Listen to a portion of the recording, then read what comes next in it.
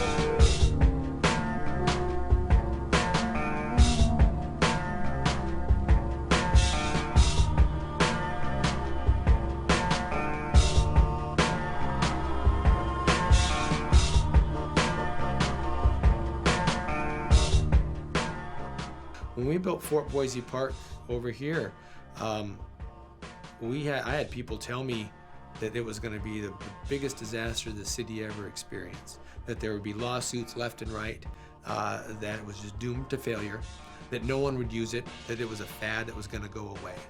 I think by the time we got to the point where Rhodes was being rebuilt, the community understood that it wasn't a fad. Again, when I first got involved in this in 93, 94, I heard that a lot. Skateboarding's a fad. Skateboarding's gonna go away. Nobody will do it. Well, I think one way you can ensure nobody does it if you don't give them a place to go and do it. What do I think I'm gonna do next? Let's skate the Whirlpool. Let's skate the Whirlpool. I'm gonna go skate water. I have a lot of...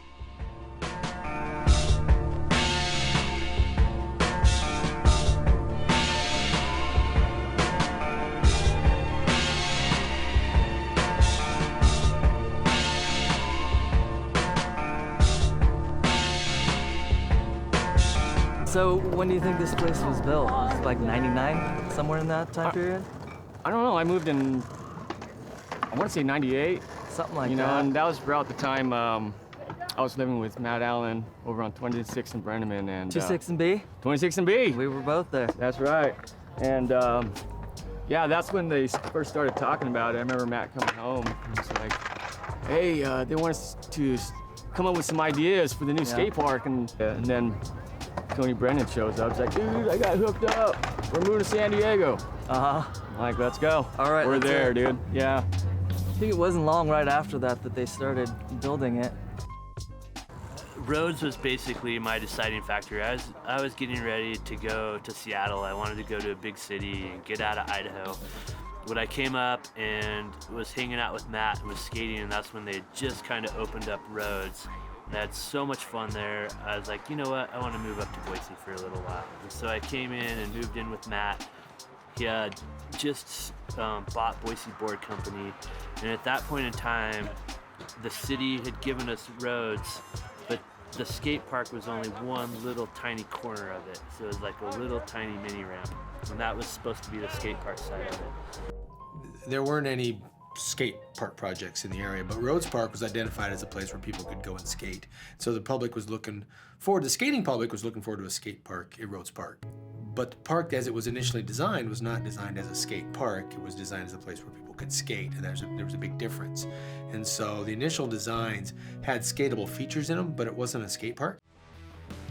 We basically took the rest of the park over. There's a basketball court on one side. They literally had a roller hockey rink painted on one side and a shuffleboard court painted on another side.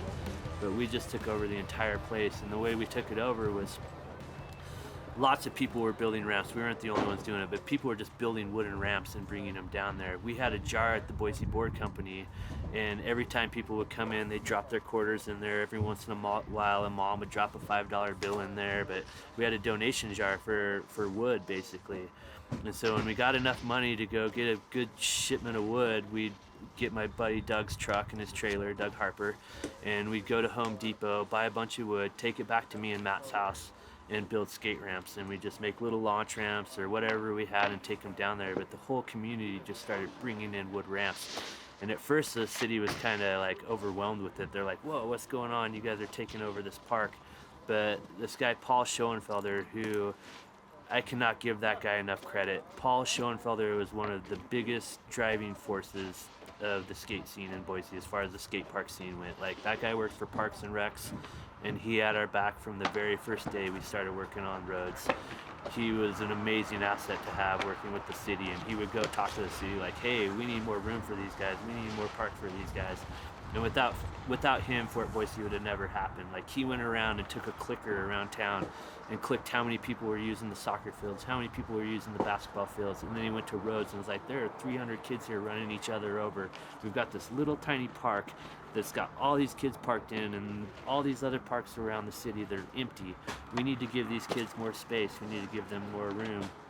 And so when the city wanted to shut us down from all those wooden ramps, he was like, no, let's let them roll with this. And so they would come in and they would spray paint big X's on the ramps that they deemed unsafe, which were unsafe. They had holes in them, you know, they're busted through. And so the second the city would spray paint a red X on them, we had 1 week to fix them, or they would come and tear them out. And at first they just started pulling them out, and we're like, hey, we put a bunch of money into that, you know. And so they're like, okay, you have a week to fix them and then fix them. And so we were literally like, kids would show up with street signs and like we'd drill them down in and patch the holes up with them. It's pretty funny, but they let us go to town with the wood ramps, and it was awesome. And that was strictly because of Paul Schoenfelder and his working with us. And so he came up to us one day and was like, hey, Rhodes is going good. I just talked to the mayor.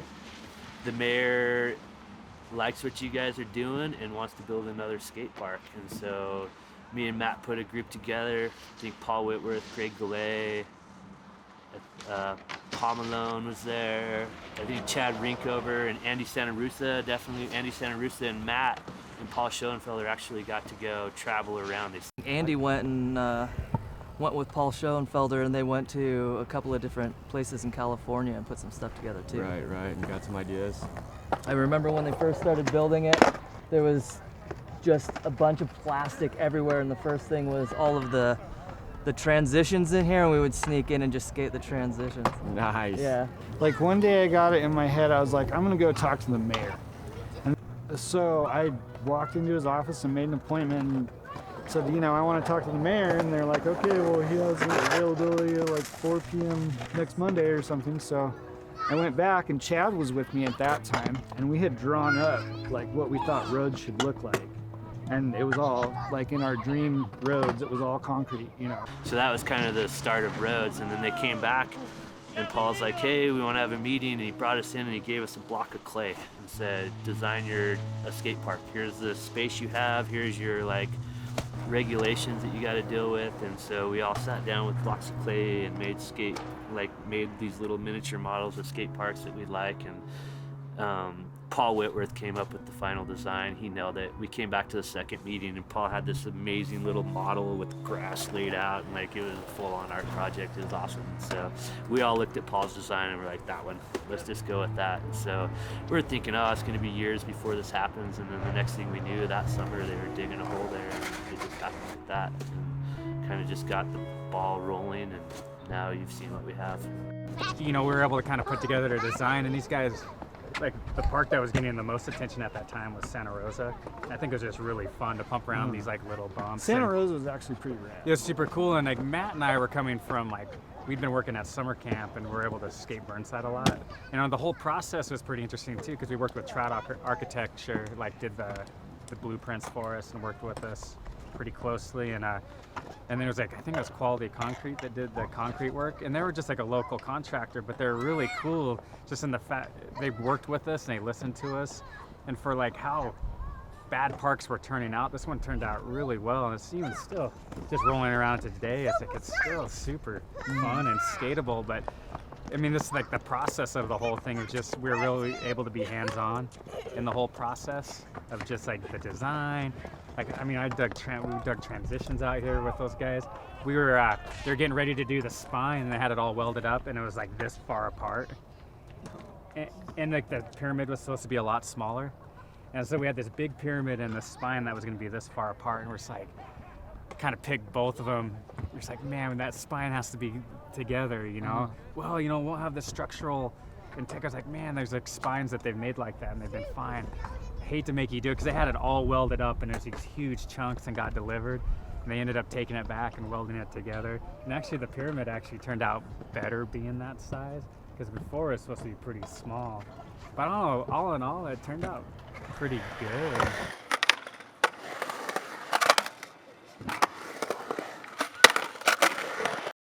That we picked up on was that from the skaters is hire a good company to do it. Don't just hire the lowest bidder. Hire the people that are qualified to do the work, and that goes a long ways. I've seen skate parks around the country that were built before that era of skater involved skate park construction, and you ended up with parks that I wouldn't say that they're unusable. They're just not getting as much bang for their buck. If you're going to build a skate park, build it well.